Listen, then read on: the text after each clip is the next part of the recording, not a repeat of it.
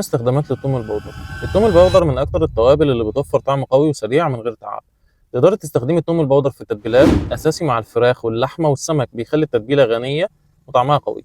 وكمان بيتخلط مع البصل البودر والبهارات عشان يدي نكهه مستويه وكانك حاطه ثوم فريش.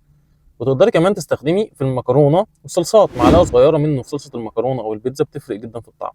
وكمان بيتحط على البطاطس او صوص الجبن او صوص الزبده بالجمبري، باتر فلاي. وفي الاكلات السريعه رشه منه على البطاطس او الفشار او التوست، بتدي ريحه تحفه بجد. وممكن تخلطيه مع زيت وبهارات وتدهني بيه الفراخ واللحمه قبل الشوي. فوائده بيساعد على تقويه المناعه، وليه تاثير مضاد للبكتيريا وبيساعد في الهضم.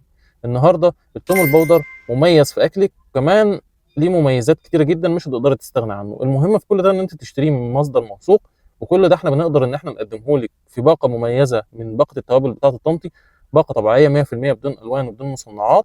تقدري تطلبيها النهارده من موقعنا الالكتروني. وفي اخر الفيديو اعمل لنا لايك وشير، وخليك دايما مع نوفا تريد، لان نوفا تريد فارق في كل حاجه.